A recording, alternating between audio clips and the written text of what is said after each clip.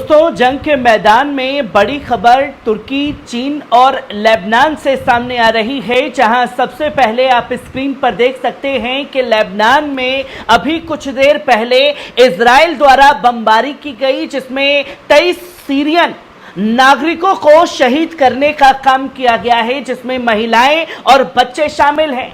वहीं तुर्की ने भी साफ तौर पर इजराइल को चेताते हुए कहा है कि अगर लेबनान में हमारे नागरिकों को कुछ हुआ या और बाहरी लोगों को कुछ हुआ तो हमारी सेना हर कदम उठाने के लिए तैयार है, और ये ऐलान तुर्की के रक्षा मंत्रालय द्वारा किया गया है। वहीं चीन ने भी साफ तौर पर ऐलान कर दिया है कि अगर अमेरिका अपनी भागीदारी इस जंग में नहीं छोड़ता है तो वो फिर अपनी भी भागीदारी इस जंग में सामने ला करके दिखा देगा।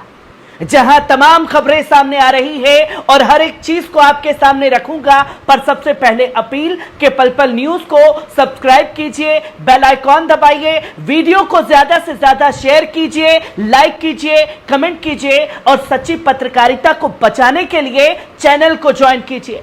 जी हां दोस्तों, चीन की तरफ से बड़ा बयान दिया गया है, जिसमें उसने कहा है कि इंसानी हुकूक को दोहरा बेनकाब करती है अमेरिका की। वजीर खारजा वांग यी का यह कहना है कि अमेरिका दोहरी पॉलिसी अपना रहा है, जहां न्यूयॉर्क में एक इजलास के दौरान उन्होंने आवाम से यह साफ तौर पर कहा कि इंसानी हुकूक सरबराह वोल्कर टर्क एक मुलाकात में वांग ने सवाल किया, अगर अमेरिका मुसलमानों के इंसानी हुकूक की इतनी परवाह करता है तो वो क्यों लगातार मध्य पूर्व और दिगर इलाकों में जंगों को भड़काता है या उनका साथ देता है, जिससे बड़ी तादाद में बेगुनाह मुस्लिम अफराद हलाक हो रहे हैं। चीन की वजारत खारजा के बयान के मुताबिक वांग ने यह भी सवाल किया कि अमेरिका अरब अवाम पर होने वाले तारीखी नाइंसाफियों को नजरअंदाज क्यों करता है और फिलिस्तीन को अक़वाम मुत्तहिदा की मुकम्मल रुकनीत मिलने का साथ क्यों नहीं देता है।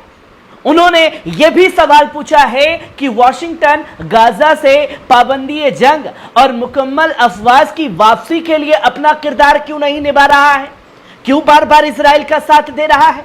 वांग ने दलील दी कि इंसानी हुकूक के मसाइल को सियासी फायदे के लिए इस्तेमाल करना आलमी सतह पर नामुनासिब होता जा रहा है। चीन के शुमाली मशरिकी शिनजियांग इलाके से मुतालिक मसाइल पर वांग ने दावा किया कि उइगर मुसलमानों से जुड़े मसलों को चीन के इंसानी हुकूक की सूरते हाल पर हमला करने और उसे बदनाम करने के इस्तेमाल किया जा रहा है। वांग ने यह भी कहा कि ज्यादातर मुस्लिम ममालिक ने अमेरिका की इन चालों को देख लिया है और अब समझ गए हैं कि अमेरिका सिर्फ इंसानी हुकूक का बहाना बनाकर चीन और दिगर तरक्की पजीर ममालिक के अंदरूनी मामलों में मुदाखलत करना चाहता है। चीन के उइगर मुस्लिमों के साथ अपने हुकूक सुलूक पर तनकीद का सामना किया, लेकिन बीजिंग ने उसे अपने आंतरिक मामलों में मुदाखलत करार देते हुए रद्द करार दिया।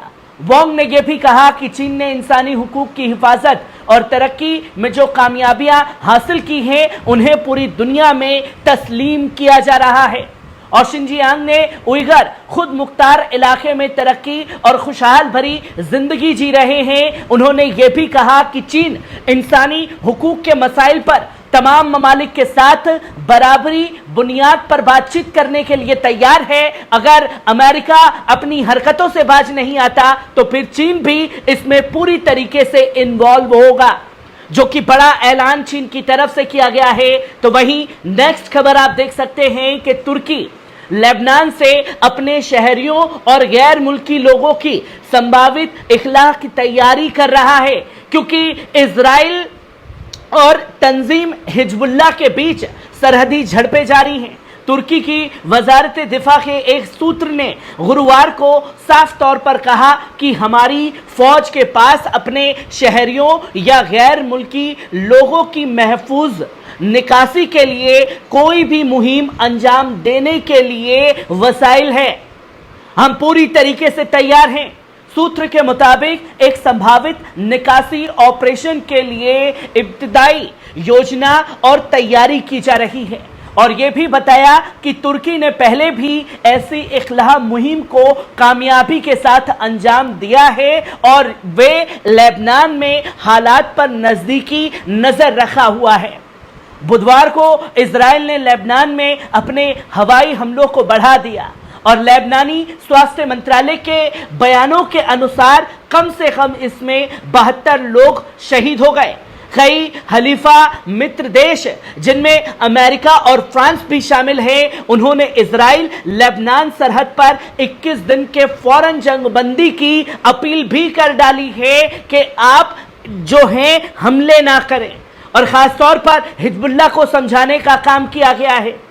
जहां तीसरी खबर भी आप साफ तौर पर स्क्रीन पर देख सकते हैं, जहां लेबनान की राष्ट्रीय समाचार एजेंसी के अनुसार यह हमला लेबनान के उत्तरी पूर्वी बेका घाटी में प्राचीन शहर बाल्क बेक के पास हुआ है, जो सीरिया की सीमा से सटा हुआ है। जहां यूनीन गांव के मेयर अली कयास ने बताया कि मलबे में 23 सीरियाई नागरिकों के शव बरामद किए गए हैं। उन्होंने यह भी बताया कि 4 सीरियाई और 4 लेबनानी नागरिक भी घायल हुए हैं। लेबनानी रेड क्रॉस ने 9 शव बरामद किए हैं, जबकि अन्य को हिजबुल्लाह के पैरामेडिक सेवा और लेबनानी सिविल डिफेंस ने निकाला है। राहत का काम भी हिजबुल्लाह के जो जंगजू हैं वो कर रहे हैं। लेबनान की आबादी लगभग 60 लाख है, जिनमें 7,80,000 सीरियाई शरणार्थी हैं और सैकड़ों हजारों बिना पंजीकरण के, जिसे ये दुनिया के प्रति व्यक्ति सबसे ज्यादा शरणार्थी वाला आबादी देश भी है।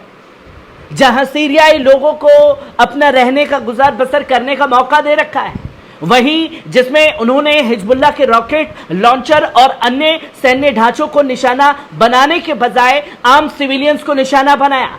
बुधवार को हिजबुल्लाह ने पहली बार तेल अवीव को एक लंबी दूरी की मिसाइल से निशाना बनाया, जिसे इंटरसेप्ट कर लिया गया। इजरायली प्रधानमंत्री बेंजामिन नेतन्याहू, जो संयुक्त राष्ट्र महासभा के लिए अमेरिका की यात्रा कर रहे हैं, उन्होंने युद्ध विराम प्रस्ताव पर अभी तक कोई भी प्रतिक्रिया नहीं दी है।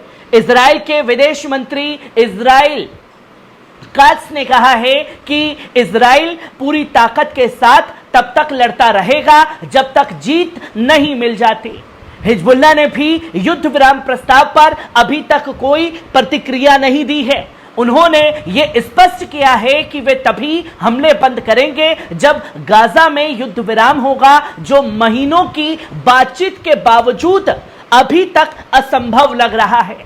सोमवार से लेबनान में इजरायली हमलों में तकरीबन 630 से अधिक लोग मारे जा चुके हैं, जिसमें स्थानीय स्वास्थ्य अधिकारियों के अनुसार 1/4 महिलाएं और बच्चे भी शामिल हैं, जिसमें हिजबुल्लाह और हमास दोनों ईरान के करीबी सहयोगी बताए गए हैं। जिसकी तस्वीर लगभग साफ है कि अगर इजराइल अपनी हरकतों से बाज नहीं आता है और अमेरिका इसे और बढ़ावा देने का काम करता है, तो चीन और तुर्की की तरफ से यह ऐलान किया गया है कि वो कोई भी ठोस कदम उठाने के लिए फिर तैयार है।